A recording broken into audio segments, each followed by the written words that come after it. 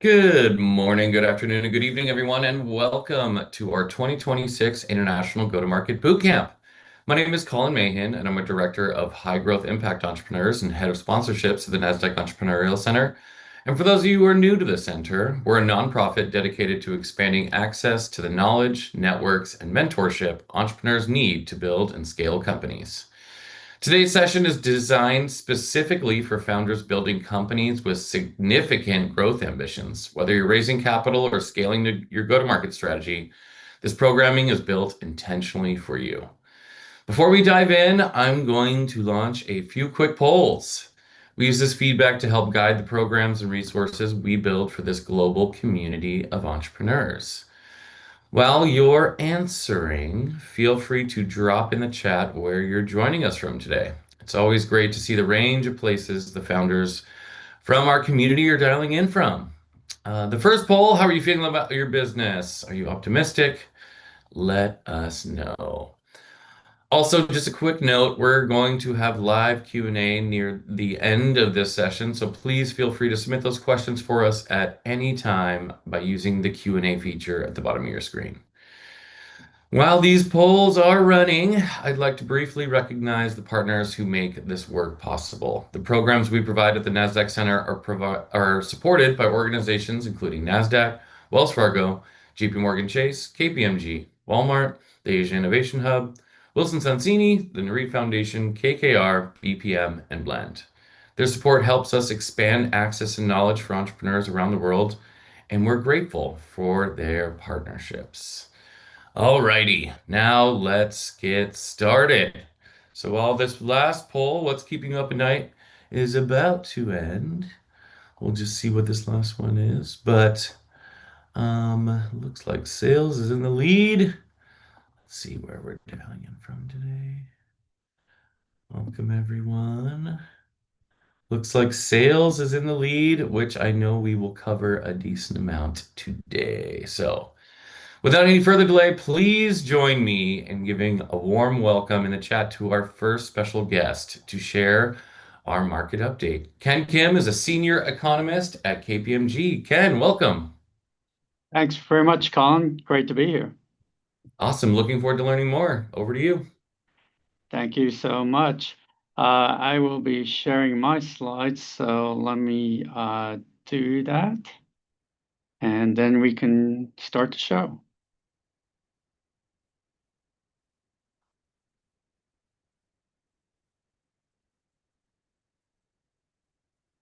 All right, how's that looking?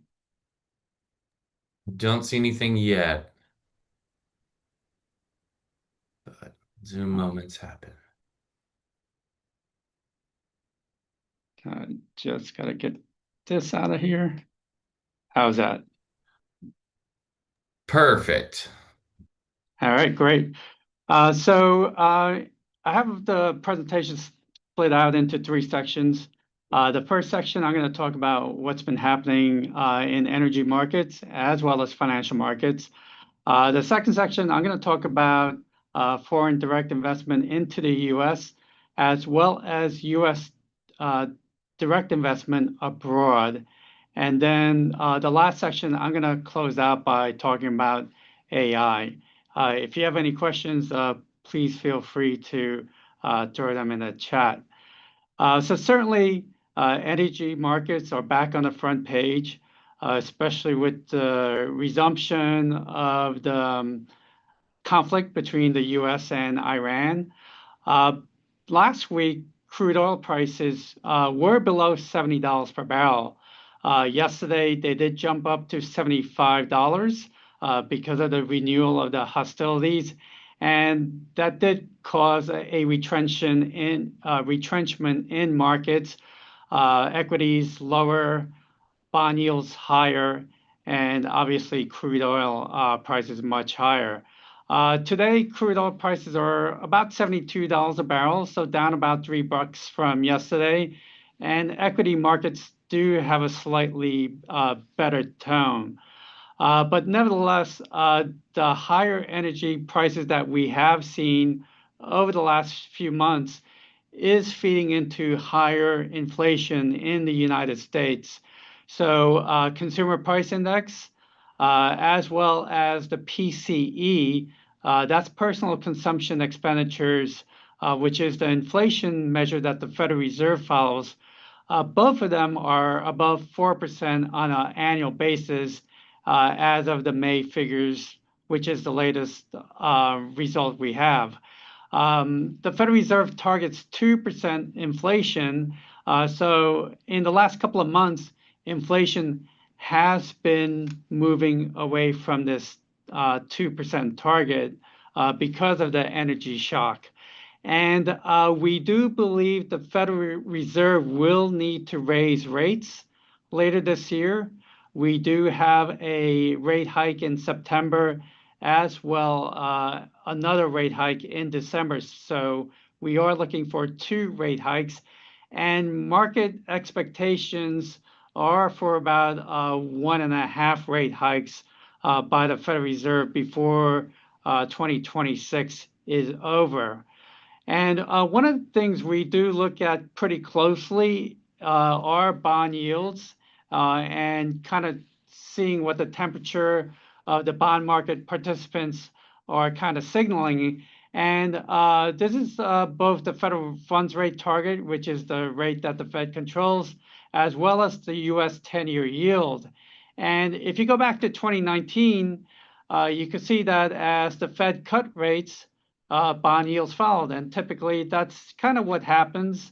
Interest rates do follow generally in the same direction. And then back in 2022 and 23, as the Federal Reserve raised rates very sharply, you did see the 10-year yield go up. But what's different this time around is that we have had elevated inflation in the US for a number of years, particularly after COVID. And in 2024 and 2025, you could see that the Federal Reserve did start reducing rates. But the difference this time around is that bond yields did not move lower with those rate cuts by the US central bank. Instead, bond yields have been kind of creeping up higher. And that's a reflection of their concern about the still high inflationary environment in the US. So that's kind of one of the reasons why we think the Federal Reserve will need to raise rates later this year. Now, I know there are a lot of concerns about rate hikes in the US, but it's not just a US phenomenon. If you look at the rest of the world, look at other sovereign yields, and of course, these are for developed countries. In the UK, 10-year gilts are yielding even above US 10-year yields. In Germany, you have close to 3% 10-year Bund yields. And look at Japan. A couple of years ago, Japanese JGB 10-year yields were near 0%, but now they're running up close to 3%. So if you're, an entrepreneur doing any investment overseas and you need to borrow in those capital markets, you'll have to be mindful that the rate environment is higher overseas as well, not just in the United States. Now, I know there's a lot of interest in foreign direct investment into the US, as well as where US companies are investing abroad. And this next section, I'll be talking about that. So there's a lot of numbers here, so I'll just break it down. So looking over on the left side, these are the top 10 countries in terms of share of global GDP. So it's pretty clear that the US is the largest economy in the world. We account for 26% or 1/4% of global GDP. Next comes China at 16.5%, and Germany and Japan, and going down, they're in the single digits. Over the last couple of years, Germany and Japan have been swapping places between third and fourth. Going forward, I don't think US and China's position will change too much. Uh, but I think that the most biggest change that we could see that India, which is almost which has a global GDP share as much as the United Kingdom, I think at some point India will move in to a higher place than the UK, Japan, and even Germany. I'm not sure when that exactly will occur, but India is a growing economy, and also their population demographics is also helping them because their population is still growing. So that will be a tailwind for their economic growth in the coming years. So India will probably leap ahead of some of these other countries, whether it's 5 or 10 years, but that's probably going to happen. And then looking at growth rates, the reason why there are three different columns is each country presents growth on a different basis. But if we just stick with the last column on the right, which is the year-over-year comp, US GDP in the first quarter grew at 2.7%, which is a pretty solid growth pace. And then if you look at developing countries, China's growth is 5% as of Q1, and that is down from the 7 to 8% growth that they were accustomed to.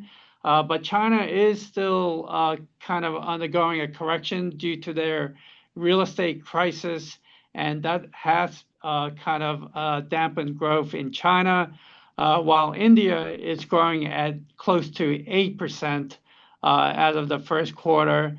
I don't have Vietnam on here, but Vietnam is also growing at a similar growth pace of about 8%. And if you look at European growth, they've been kind of underperforming. A lot of the European countries are, under 1% GDP growth as of the latest quarter. Now, in terms of looking at both U.S. Direct investment abroad as well as foreign direct investment coming into the U.S., you can see that both have been growing over time. These numbers, the latest numbers we have are up till 2024. But you can see that it does appear that the foreign direct investment numbers are growing at a higher growth pace than the U.S. direct investment overseas. But in terms of absolute amounts, foreign direct investment into the U.S. was 5.7 trillion as of 2024, and you can see the change from 2023. It grew 6.2%, while U.S. direct investment abroad, that absolute amount is higher by about a trillion at 6.8 trillion. But the 2024 to 23 growth rate was half that foreign direct investment, about 3% growth as opposed to 6% growth. Now, sticking with foreign direct investment, if we look at the top 10 countries who are investing into the United States, Japan is the largest country investing in the U.S., followed by the United Kingdom, Canada, Netherlands, and so on. For a number of years, it has been Japan that has been investing the most in the U.S. And you could think of all the automotive OEM, all the manufacturing for vehicles that Japan now does in the United States, and that's been a large part of that reason. Now here, if we look at it in terms of region, not by country, whether it's both foreign direct investment or U.S. direct investment abroad, Europe is the largest by region. Asia Pacific, which is where Japan is captured in, it is second largest, and depending on the split, it could be either Latin America or Canada, whether it's third or fourth. These changes kind of differences show the regional aspect as opposed to the country aspect.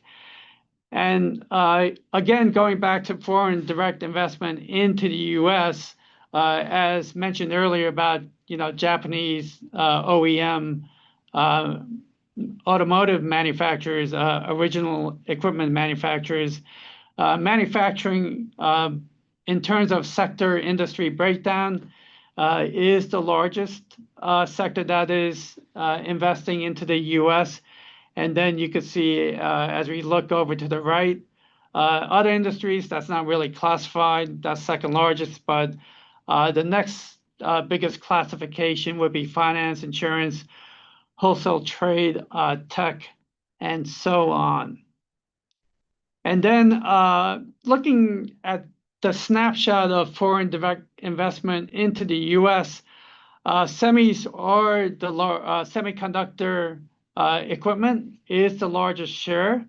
In 2024, it was 40%, and it's up about 20% from 10 years ago. And you can kind of know why that is occurring. Think of all the AI-related investment, and that's just from the chip side. And you can also think about the build out for the data centers that's currently occurring due to AI, and that certainly is giving a boost to U.S. U.S. foreign investment. Foreign direct investment into the U.S. because a lot of this equipment is also imported as well. And then going back to U.S. direct investment abroad, these are the top 10 countries that U.S. companies are investing overseas. And United Kingdom is the largest recipient of that, followed by the Netherlands. But the Netherlands, it's less direct. Let's say that's more pass-through in terms of holding companies. So that's why that number is large. It's not really ultimate beneficial ownership as we know it. So same thing for Luxembourg. I would consider, Singapore, Ireland, Canada as more kind of organic U.S. investment abroad when you think about that. And the next section, I'm going to talk about the future and longer term. And yes, there is definitely, a lot of AI investment taking place. And what these two charts show is mass adoption of AI compared to past technology. There's two different charts here. It's a little bit hard to tell, but the at-work Gen AI adoption is a little bit lower than the outside of work. And that's because not all companies have brought AI in-house because of concerns about security and compliance. But you could kind of, think that going into the future, that dot for generative AI is going to just continue to grow, right? It's not going to cross the streams to the downside. And one way I like to look at this chart is kind of put your portfolio management hat on. So let's say you're a PM trying to decide which different asset class you wanted to, invest in. So instead of tech here, let's say these are different asset classes. And if you look at this in terms of a return risk framework, so let's say on the vertical axis, you have return, and then on the horizontal, you have risk. So let's say for a given level of risk, let's say, 4 standard, standard deviation as that measure of risk, and you go straight up. Well, what's going to give you the biggest payoff? Well, it's going to be generative AI, right? Even on a risk-adjusted basis, generative AI is going to be out there on the investment frontier. So that's kind of the reason why so much money is pouring into generative AI even as of today, because that potential payoff, that's what's enticing all that investment to go into generative AI. And I do know there are some concerns out there that there might be a bubble forming, but it is awfully hard to know whether that's occurring or not. But there is certainly a lot of investment taking place, not just for the chips or the memory chips, but also for all the infrastructure behind it. The data center build outs, that's also helping the electrical sector because you got to connect all that to the grid. Utilities as well, which are kind of a dormant sector, but there's a lot of excitement, with utilities providing all that power to run the generative AI hardware as well as software. And in terms of AI related tech spending, it now accounts for more than 1/3 of overall business investment. Right now, with the latest numbers, as of the first quarter of this year, you're talking about a 36% share. And if you go back, roughly 10 years ago, it was about, 27%. So we're up about, 10 percentage points from where it was 11 years ago. And that 36% is a record high. And another way to look at this is, some of you may have heard that consumer spending accounts for about 2/3 of U.S. GDP, U.S. growth. But we've known that for quite a long time. And if you think about it, that's kind of concentration risk, right? If the U.S. economy, depends on the consumer, 2/3 of consumer spending to propel GDP forward. If the consumer does falter, then GDP would also fall pretty sharply. But the fact that this AI spending is contributing to business investment, it might help insulate the U.S. economy going forward, because if the U.S. Economy does soften because of a weaker consumer, because of these continuous oil price shocks, whether ceasefire is on, off, and all that, this AI spending could help offset, any potential weakness in the consumer. We've always been, kind of thought that diversification, it reduces risk, enhances returns. So this is one way we could look at that increased CapEx spending for AI-related expenditures could be, a help for the U.S. economy going forward. So I think I'm kind of close to being at the end of time. So, oh, sorry. One more thing before I stop. I would be remiss if I didn't talk about some of the concerns about AI. And looking from the left side of the table to the right side of the table, the left side are they are the knowledge-intensive industries that are most exposed to AI.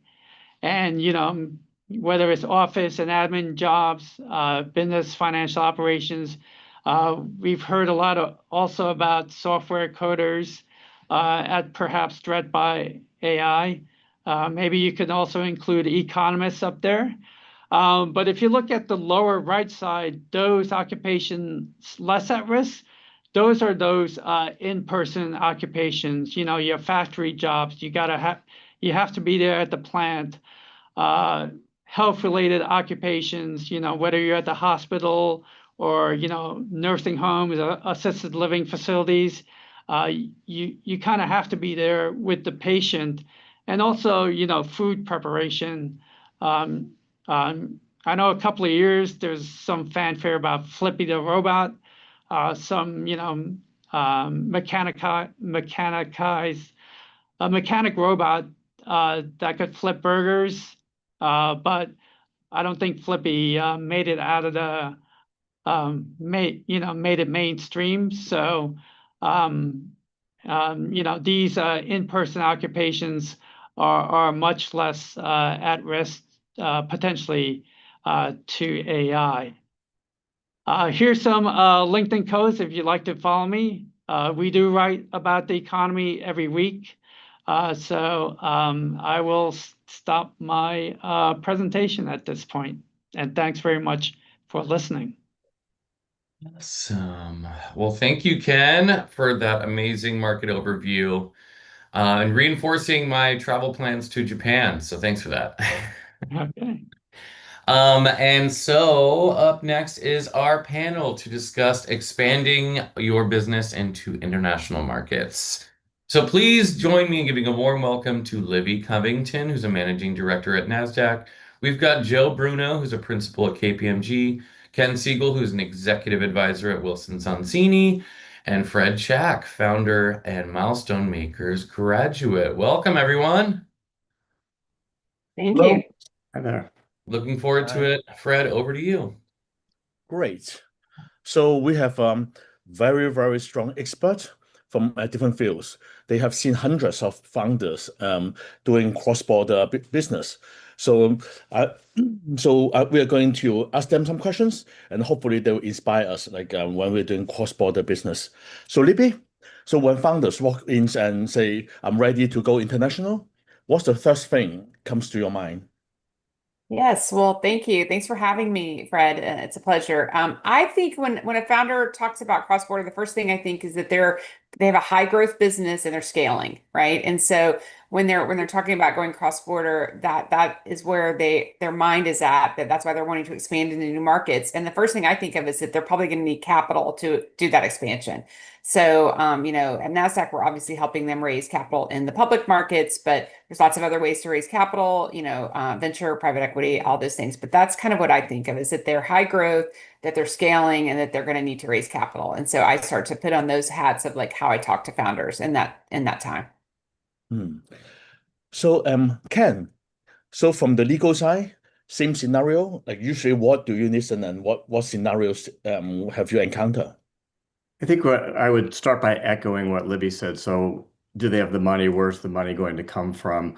I think from a more purely legal side, I often think about, well, where are you thinking about going and why that particular location?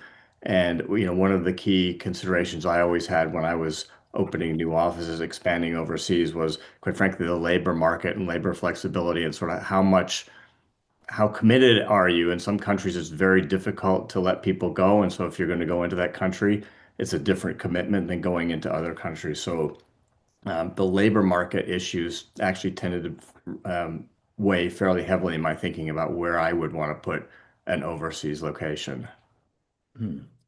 So, Joe, so how about from a financial and operational point of view?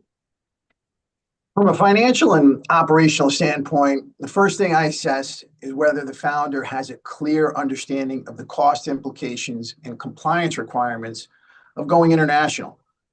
As they prepare to manage the complexities of multi-jurisdictional obligations around foreign exchange, operational scalability, it's not just about ambition, it's about having the systems and processes in place to support sustainable growth across borders. Great. So, Ken, so a US founder, if they decide to go to Europe, for example, or Southeast Asia, so what's the first question you will put to them? And like, how does the question shape like everything that comes after? The first question is, how are you thinking about where you're going? Are you going someplace because you already have customers in that location and you need to be able to provide customer support on the ground, or are you going there? What are the reasons that you're going there? And when I say there, I mean sort of broadly speaking, in Europe or in Southeast Asia. And then narrowing that down, once I understand sort of what the motivation is, then I think about, well, where does it make sense to set up a headquarters, assuming that, Europe is obviously lots of countries, Southeast Asia, you're covering a lot of countries. So how are you thinking about regional penetration, not just where you're going to put your first footprint? Yes. So as we talk about, there are a lot of countries, and all these countries have like different tax and entity structure framework. So Joe, so how does these different countries like tax and entity structure and what Ken just described change the financial picture? Legal structure directly impacts tax policy and financial strategy. For example, whether you set up as a branch, a subsidiary, or a joint venture can influence your exposure to local taxes, transfer pricing rules, and even withholding taxes. These decisions can shape cash flow, reporting requirements, and ultimately how your ability to reinvest in growth. It's critical that you align the legal and tax strategies early on to avoid costly surprises. Hmm. So, Libby, so of course, when you're from Nasdaq, you've seen a lot of countries like founders coming to US.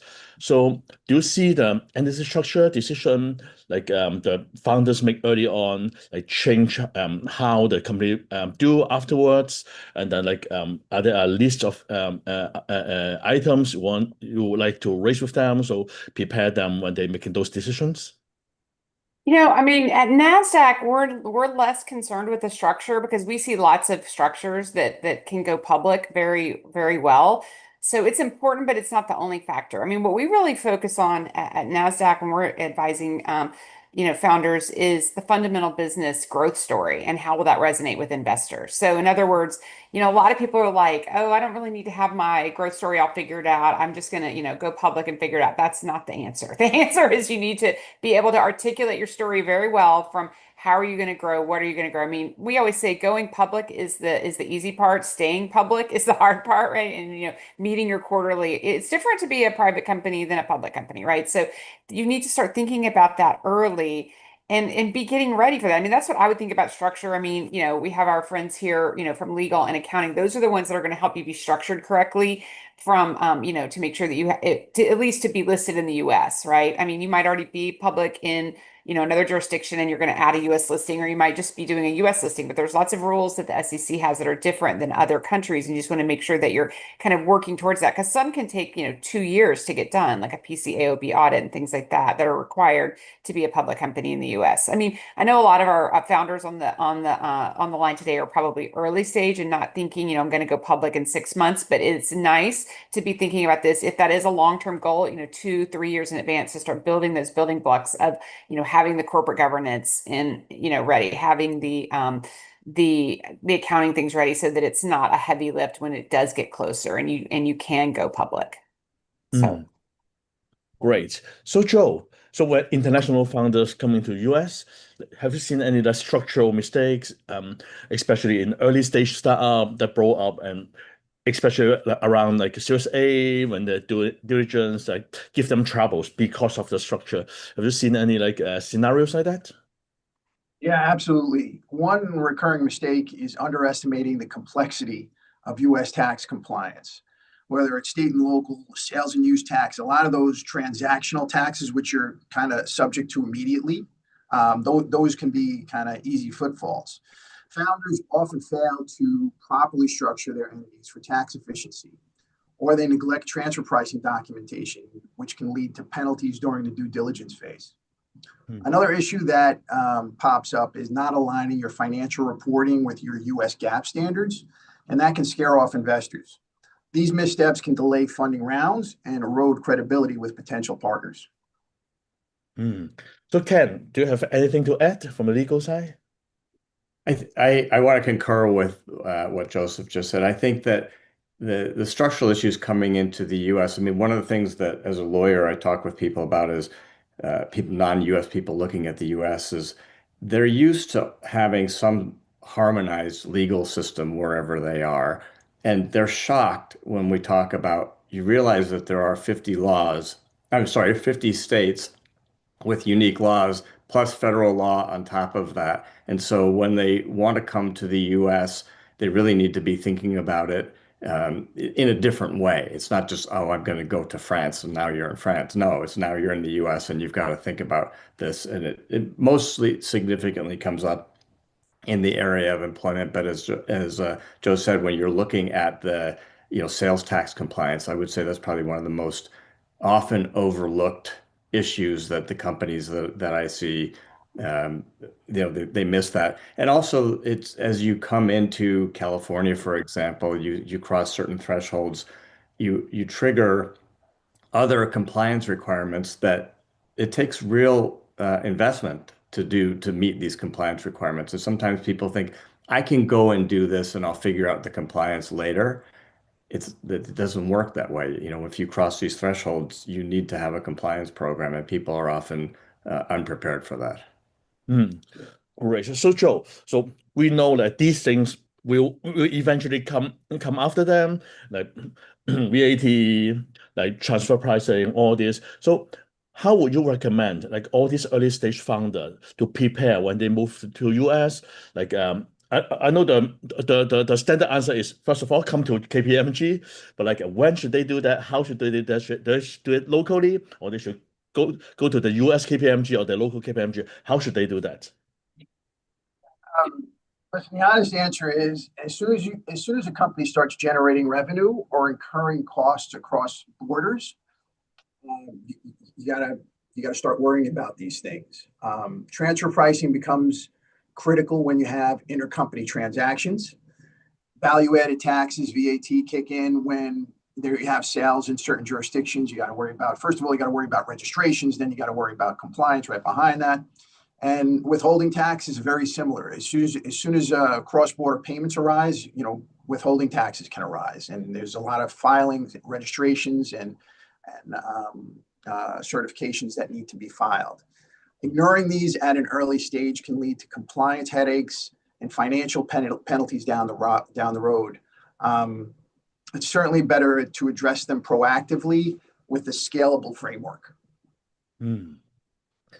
Awesome. So Ken, so from the legal side, are there any similar triggers like what Joe just described? They should like prepare early on, and then like Joe mentioned, like once you have revenue, you need to prepare for these things. From the legal side, are there similar situations they should get ready and prepare? I think that they should get ready and prepare. It's sort of the same as Joe said on his side. From a legal perspective, when you start thinking about going into a new market, a new geographic market, just start thinking about all these issues up front. The legal issue, where are you going to form a subsidiary? Are you going to have a branch?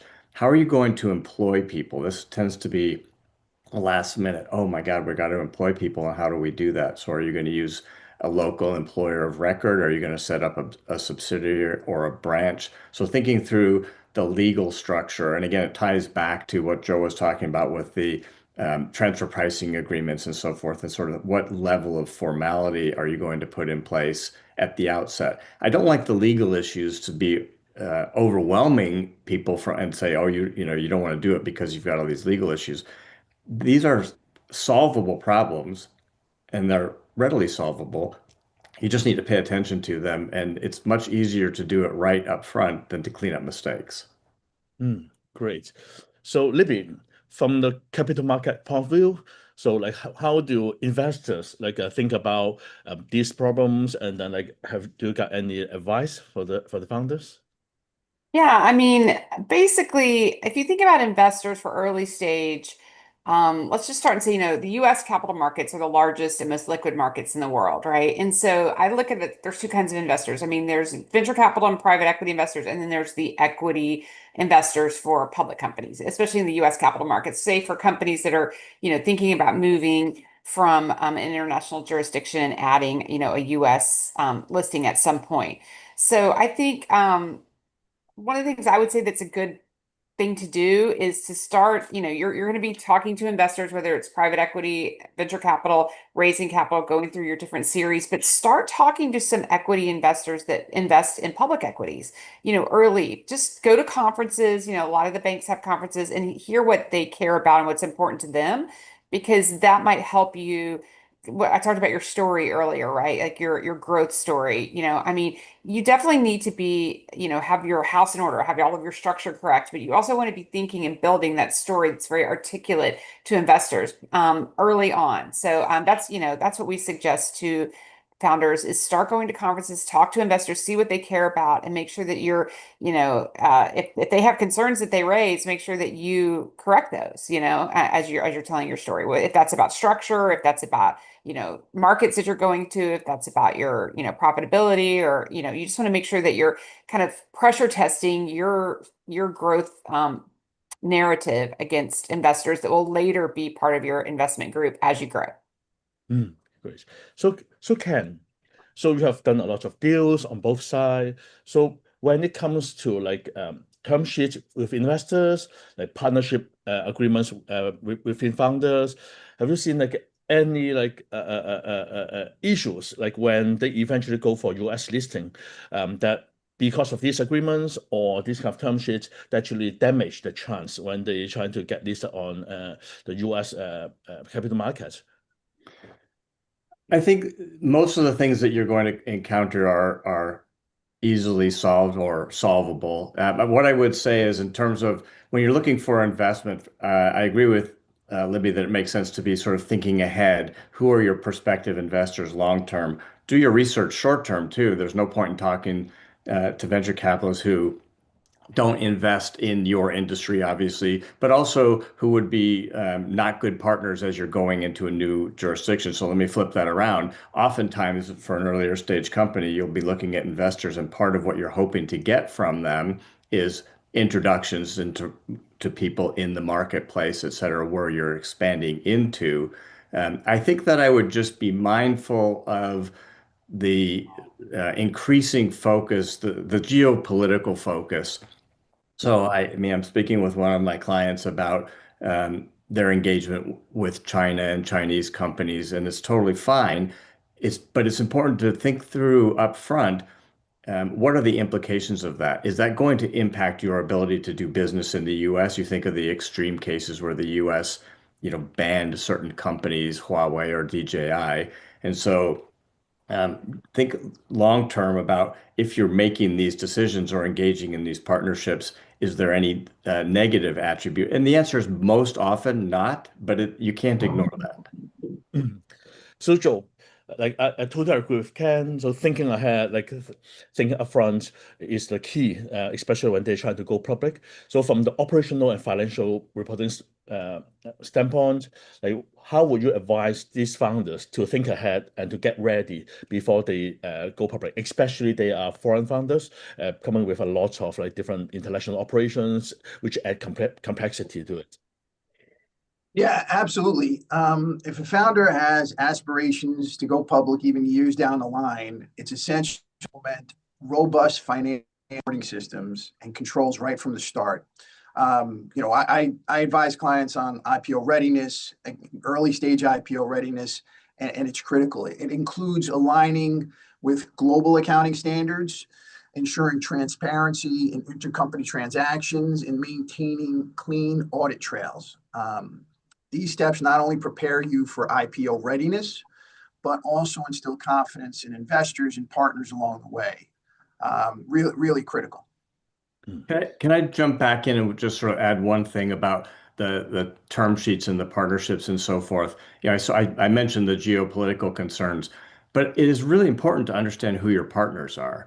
There will be background checks. If you have partners and you then are going for U.S. investment, your U.S. investors are likely to want to understand in reasonable detail who you've partnered with in these jurisdictions. So doing your homework ahead of time and understanding if there are any sanctions risks with these parties, et cetera, is something that I would encourage people to really focus on early on, because that can present a problem. So my next question is to both Libby and Ken. So I myself personally are quite curious about like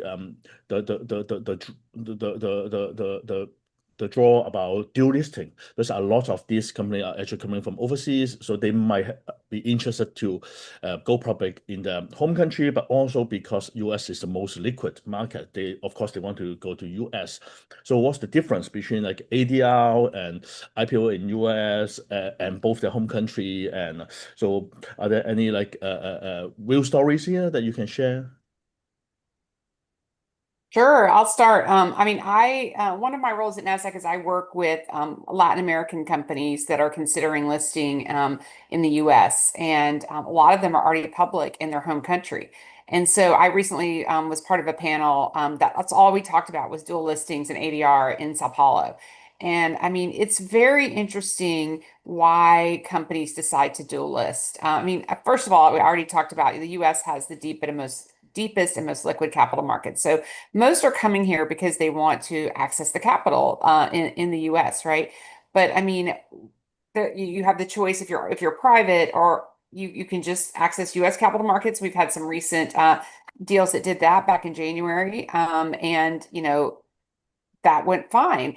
But then a lot of companies need to go public in their home country for reasons that Joe can probably go into also. Sometimes there are tax reasons, sometimes there are just, they want that foundation of the home country public listing, but they want to go ahead and, dual list with ADRs. I mean, ADRs are very flexible. I mean, a lot of the banks, are experts in these ADRs, and I'm not going to get into, I'm not an expert in them, but I can say that they're very flexible and that they trade back and forth quicker than, having the stock themselves. So that, I have like 3 different deals right now that are going to be listing just ADRs that are already public in their home country. And it's just it's a way to access the capital markets and it's very flexible. And they get into the US that way. And maybe eventually they change that. It doesn't have to be ADRs forever, but they are a very flexible way to do it. I would recommend, all the banks that handle the ADRs are great and they're very good at explaining this. So start learning about that early though, because that is a way to get into the capital markets that is in the US capital markets. It's a little bit, not as heavy of a lift, I think. It's just doing a regular way IPO, in the US. Ken? Yeah, I agree with that. I think the dual listing is often done for, well, let me back up. If you're already public in your home jurisdiction and you're looking at going public in the US, then I think of that as an access to a greater capital market and more money, more liquidity, more trading volume, that type of thing, which can be incredibly important for a public company. I think the downside is, the US is a higher compliance environment than many places. And so being dual listed means you're going to have to comply with the local listing requirements, whatever those are, and you're going to have to comply with the US listing requirements. If you're a foreign private issuer, there's some relief from some of the SEC reporting requirements, but it's limited relief. And it can be challenging. Even if you just think about from an accounting perspective, are you going to report US GAAP or your IFRS? What's the consistency that you'll have and the leverage? If you're private and you're thinking about, oh, I'd like to go public, should I dual list?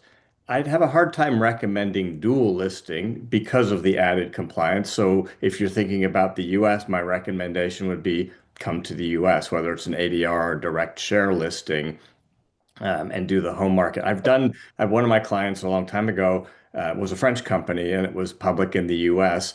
And really for pride reasons, I think perhaps they wanted to go public. We did a dual listing. We took them public in Paris. They'd been public in the US for a long time, and it was just they wanted the profile in their local market. I don't think it had any particular financial benefit at the end of the day, but it was, there were these sort of secondary concerns or interests as to why dual list. Yeah, we see that too. And the other thing I'll bring up is make sure these founders understand, and this just came up, the listing, the way that you get information about how investors come in and out of your public stock is very different in different jurisdictions. Like I was working with a company that's already public in Brazil, and they were shocked to know that they weren't going to be able to just get every day an actual listing of who bought and sold their stock. That's not how it works in the US, right? I mean, it's much more opaque. And it takes people, it's just not the same system. You don't just get a receipt for which funds are buying and selling your stock on a day-to-day basis. So they were shocked. They were like, what? So I mean, do your homework and understand when you're coming to the US that, I mean, obviously at Nasdaq we have investor relations services that help our listed clients understand who's coming in and out of their stock. But you really should have to wait till the 13F comes out, and that's at the end of the quarter. So you're waiting sometimes 90 days to see. And that was mind-blowing to this particular company. So I would say understand too that it's not going to always be the same how the stock markets operate in terms of, the what they're able to tell you about who your investors are. Great. So now I want to move on to like one important advice from each of you. So if there is one mistake you advise these founders like do not make, like the most important, just pick one important mistake. Please do not make that. What will that mistake be from each of you? Like whoever come first. All right, I'm I'll happy. go. Oh, okay. I'm happy to jump in. I would say the one mistake that I fairly consistently see is underestimating what it's going to take to succeed in the new market. And sometimes underestimating is simply a point of capital. People coming into the US, and I'm not talking about capital markets, I'm talking about launching their non-US business, bringing that into the US, are shocked at how expensive it is. The salaries for US employees are going to be significantly higher than they're used to paying in the UK or Europe or in Asia.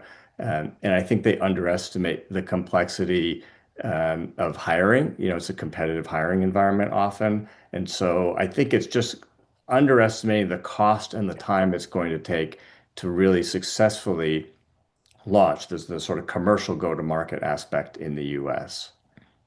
Yeah, Joe? for me, I mean, the biggest mistake, and I'll focus on, you were talking, Ken, you were talking about kind of investments into the US. Maybe I'll take it from the other angle of US investments outside of the US.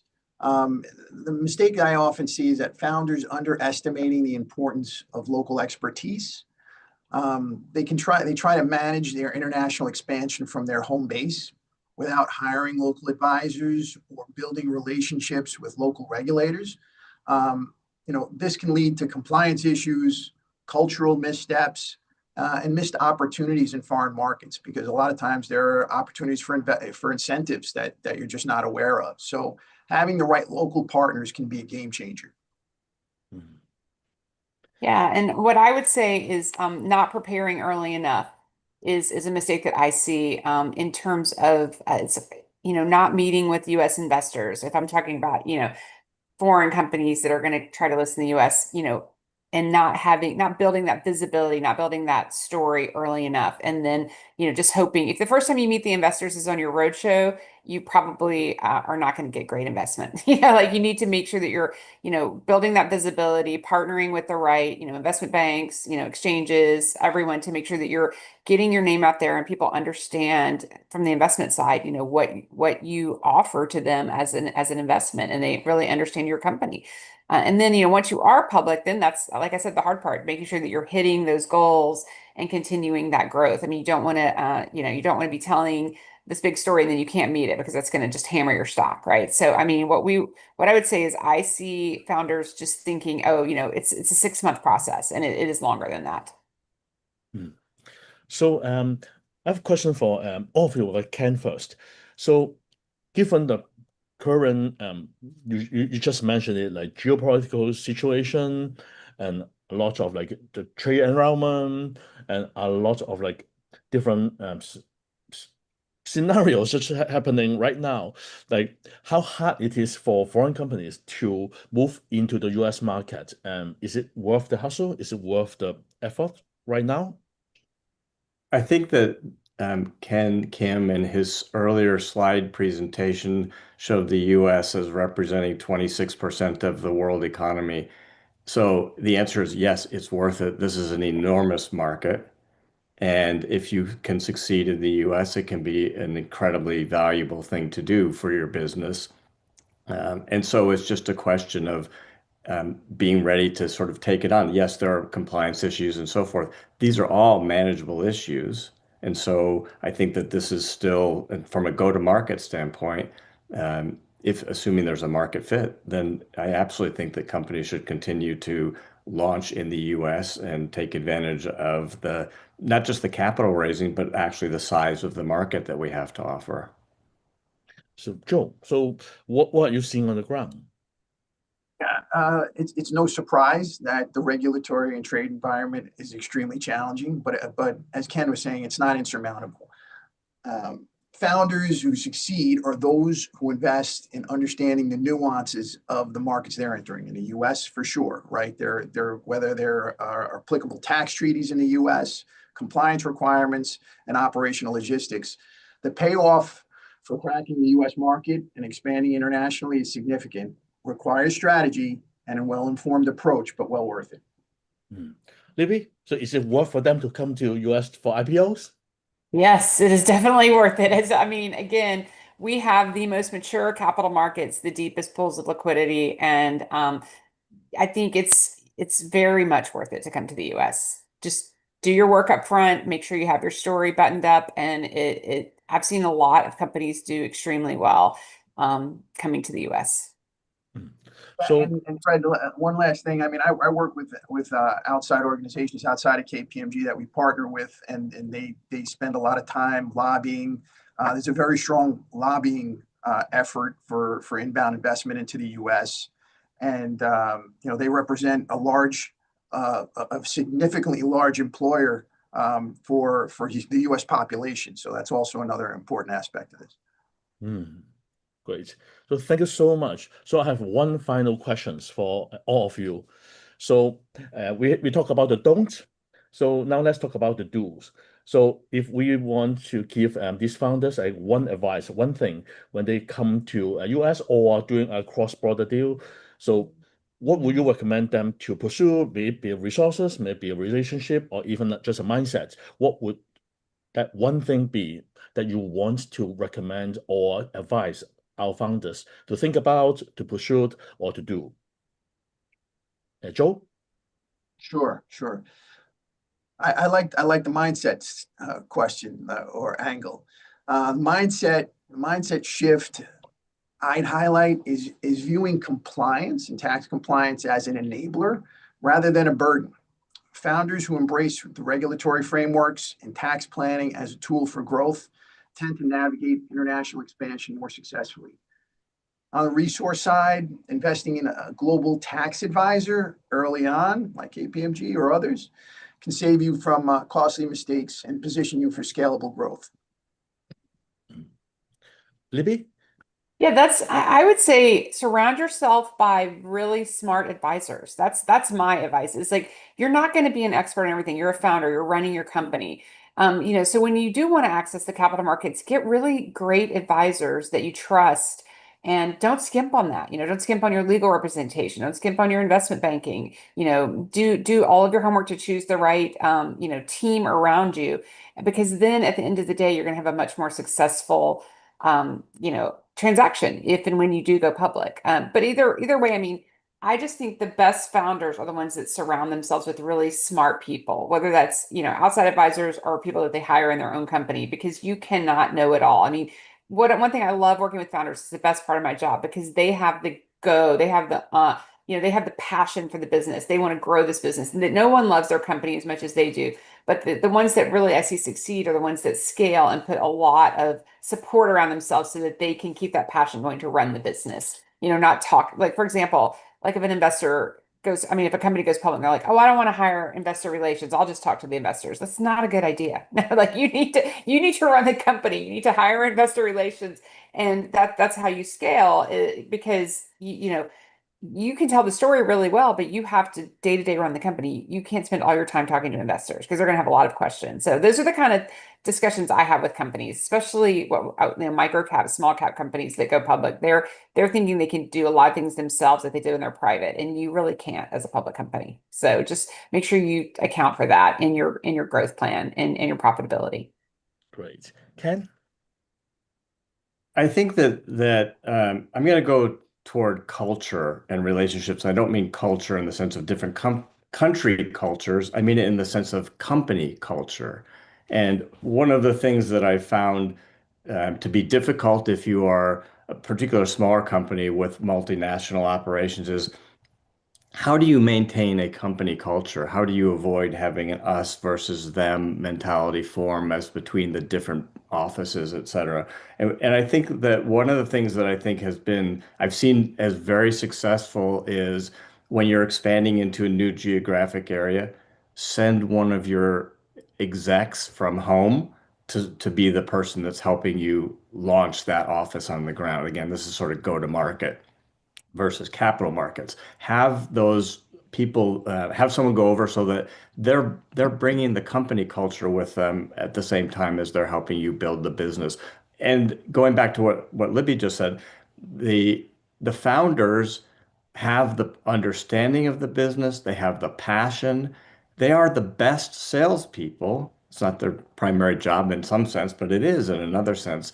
So who's going to be on the ground that's really going to embrace that? And then the sort of corollary is pick really good partners early. Who are you going to hire to be your head of sales or whatever is going to be the sort of the help on the ground in that new jurisdiction. So because there's local knowledge that you need too. You bring the passion, you bring the company experience. You need to marry that with the local knowledge to be successful. So pick partners very thoughtfully and then go. Thank you. Thank you. Thank you, Joe. Thank you, Ken. Thank you, Libby. So I think we'll wrap up the panelist discussion, and then we will move on to the live Q&A section. I've seen a lot of questions from our founders already. So Colin, off to you. Awesome. Well, thank you, Fred, Libby, Joe, and Ken. Covered a lot of ground there, but all really good things. And Fred, now that I have you as our distinguished panelist, feel free to jump into any of these questions that are coming in if you have anything to add. But we're just going to jump right in. Alrighty. SaaS versus physical goods. Can you focus on software and service offerings when you don't really require manpower in the international market, but you're just selling into it? How are these types of sales monitored and audited when they don't require physical presence in the international market? Joe, maybe you and Ken can fill in a little bit on that one. Yeah, and the rules here are evolving too. I think you've probably heard of various taxable presence rules that have been coming into place, and whether there's this taxable presence, this concept outside of the U.S. is called permanent establishment. In the past, it's been very much about physical presence in these jurisdictions, in these countries. And now it's not necessarily so. It's about, the electronic reach, or where there's a significant economic presence. And a lot of times in these jurisdictions, that could be the triggering point. So a way, and if you're expanding into multiple jurisdictions at once, what Ken and maybe Libby even said earlier, for those situations is really perhaps to have a regional strategy. And if it's Asia, maybe it's Singapore, maybe it's that'll be your center hub, and to try and manage the risks associated with expanding in Asia, for instance, out of Singapore. So this way you can try and minimize and understand kind of the regional risks, but you certainly need some local expertise in any of those jurisdictions. But in a country like Singapore, there will be kind of regional expertise. But any type of global tax advisor will probably tell you the same thing. I think what I would add, just and I mentioned this earlier on, is just be mindful of are you going to trip some scale measure that is going to puts you in a compliance environment. A lot of times, particularly if you think about California and the Privacy Act, and is that going to be applicable to you or not? You have to be monitoring how much business you're doing in California. It doesn't matter whether the company is in California. It's a question of how much business. And similarly for U.S. companies, when you're looking at going out of the U.S., data privacy issues can be daunting. And so the fact that you don't have a physical presence outside of the U.S. doesn't immunize you from the requirements to comply with those privacy requirements in the jurisdictions in which you're selling. Again, all manageable, but not to be ignored. Yeah, great advice. Question for Libby. This one's short, but do you conduct one-on-ones with startups that are launching and have the goal of going public? Yes, we do at Nasdaq. It won't always be me. We're set up geographically at Nasdaq in terms of how we meet with founders, but that's what I spend most of my time, almost all of my time, meeting one-on-one with CEOs of private companies or the ones that have gotten already larger. It might be their CFO, might be other members of their management team, just to talk about the capital markets and talk about what we're seeing and what's happening in the U.S. capital markets. I mean, Nasdaq is also a global company. I mean, we have our technology powers 130 stock exchanges around the world. So we're a very global company. But I mean, in terms of our listing exchange, it is a US listing exchange, right? And so and we also have Nasdaq Sweden that we own. But I mean, I work primarily with the US. So but like we talked earlier, a lot of companies that are, geographically headquartered somewhere else are listing in the US and or dual listing. So I think it's actually smart to reach out pretty early talking to the exchange because we have a unique view different than your law firm or your investment bankers around kind of what's happening in the market because we see so many IPOs. We see hundreds per year, whereas a lot of your other advisors may not be on every deal. They only see their deals, right? So but Awesome. if I'm not the right person, I'll definitely connect a founder with the person that's correct at Nasdaq. Perfect. And they should reach out on LinkedIn. Yeah, LinkedIn's good. Okay, perfect. All right, another question here. Keep them coming, folks. These are really good. I'm looking at expanding my proprietary microenterprise program into areas in Africa. Looking to form partnerships and do a JV and to license course materials. Are there any advice for setup? Ken, maybe? I'm going to punt that one to Joe if it's okay. I mean, these are, when you're going into, I mean, Africa, it's a little bit like I commented earlier, people come to the US and they think it's the US. Okay, well, no, it's 50 states. Well, I'm not sure how many countries are in Africa. There's a lot of countries in Africa. And so the concept of going to Africa, you really need to think about that in a much more granular way. And again, it's sort of who are your partners? If you're going to be picking partners, you're probably picking them by country, not by region. And so think about, how will you do that? Who are your partners going to be? But Joe, in terms of the setup and the compliance, I'll bring you in on that. Yeah, it very much becomes a localized answer, right? In the U.S., whether you set up as a branch, as a partnership, or as a corporation, there can be, differing treatment and different thresholds of triggering taxation. We try and equalize them through various rules in the tax code. But a lot of times in these local jurisdictions, I was getting questions around Nigeria the other day, you really need to get on the phone and try and identify, what are the pitfalls, what are the registration requirements, and in terms of pricing, if they're going to be kind of intercompany transactions to try and distribute product, getting it from one legal entity in your structure to another.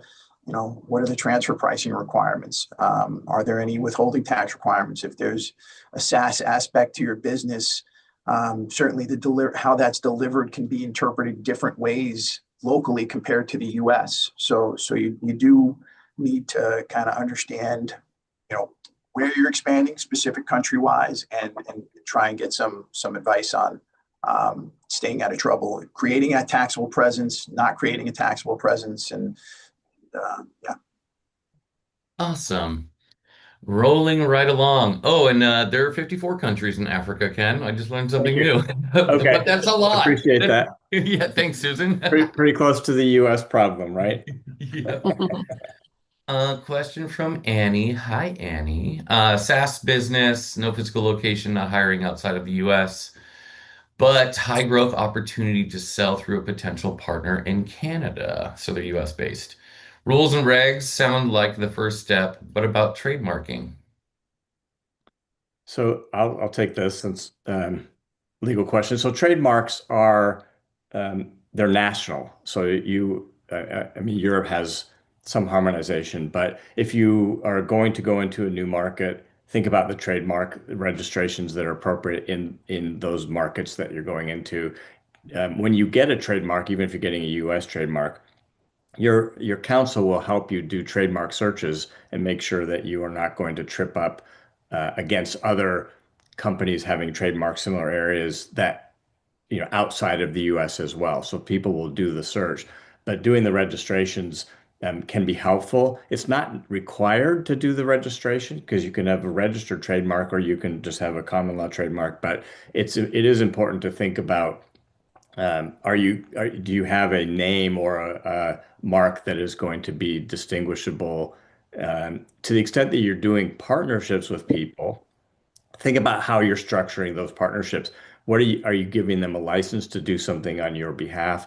So then you have trademark licensing issues, potentially, or patent licensing issues, versus if just a reseller, those issues can be slightly different. So just think about the sort of big picture of what are you trying to accomplish with the partners, and then figure out the best way forward.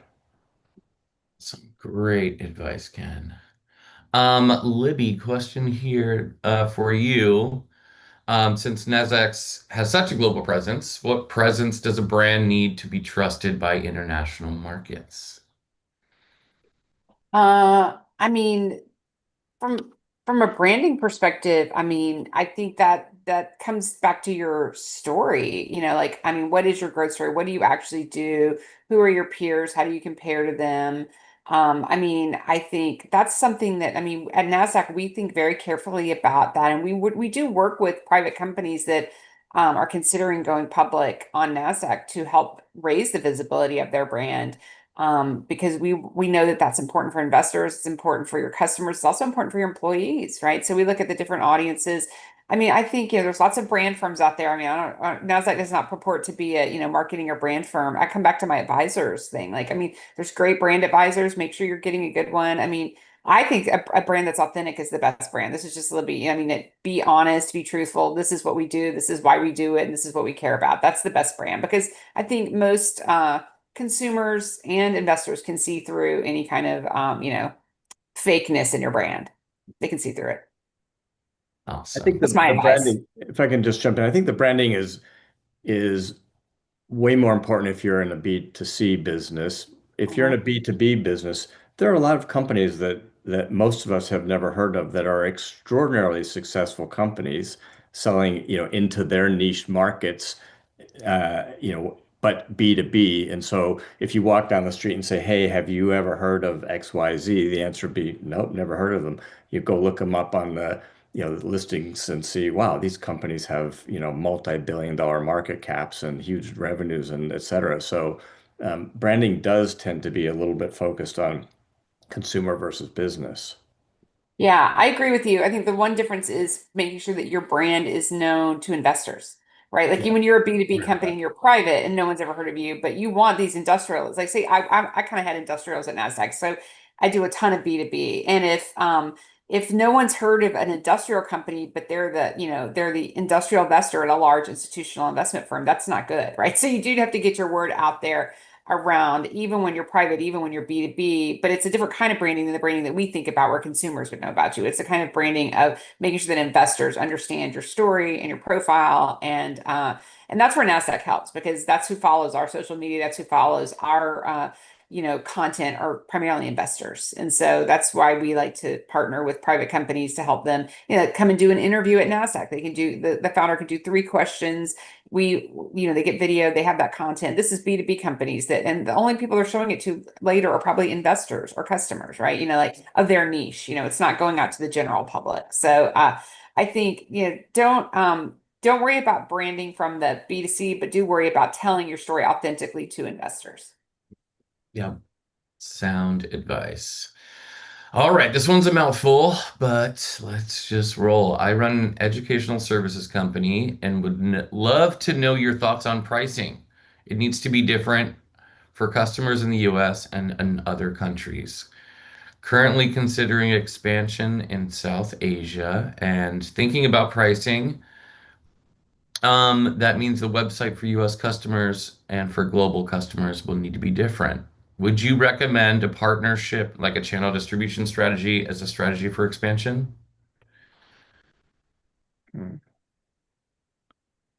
This is, I'll just throw it out there. This is kind of a cost benefit analysis. If you don't have the scale to expand, then partnerships for distribution obviously is a strong option. And just from a regulatory perspective, just trying to understand pricing and how does that impact your decision, you certainly got to take into account transfer pricing to understand, well, what is the appropriate markup for those services if you're using a third party as opposed to using, going, internally and developing that functionality on your own. And that cost benefit analysis might help you, but you need to be informed around the kind of the transfer pricing regulations. That is my advice. I'll add that it's very common for companies to sell more or less the same products in different jurisdictions at different price points. That happens all the time. You will often have a different web presence, and you probably have had the experience personally. If you go on a website, it'll say, do you want to look at the site for this country, that country, or another country, based on where you're located. But I think the more complicated question is, how are you going to enter the market from an actual go-to-market standpoint? The question, should I have a partnership or not have a partnership? Having a website in South Asia doesn't necessarily mean you're going to have business in South Asia. So what are you going to do to drive business? And is that going to be through a partnership, or what's the mechanism so that how to reach your relevant market? And I would say, as it relates to that particular question, educational services, I work with some companies that are in that space. Education is shockingly different country to country. And so, whether the services are translatable, transferable, really think carefully about that. What is the education system in the area that you're going to, and how does your product fit or not fit, or what would you have to do to tailor your product to meet the requirements of the different jurisdictions? And then it's a cost benefit analysis. Should you have a version for country X and country Y, or it's not economically viable to do that? Great advice. And I do know that drop down that as you pick what country you're going from. Well, alrighty. Well, we're almost done with the questions that came in. But I'd love for each of you, based on everything that you've covered today, which has been so much, to provide one key takeaway. So if a founder is either thinking about coming to the US from international market or expanding internationally from the US, what's one piece of advice you would give them today? Libby, I'll start with you. I think the best advice is to be true to your goals. Set your goals and then be true to them. I mean, think big. Think big. I mean, put yourself out there. And when you don't know something, have enough humility to go and find people around you that can answer those questions, whether they're advisors, whether they're within your company, whether they're hires. But live your dream. That's what I would say. Go for it. That's my advice. Love that. Joe?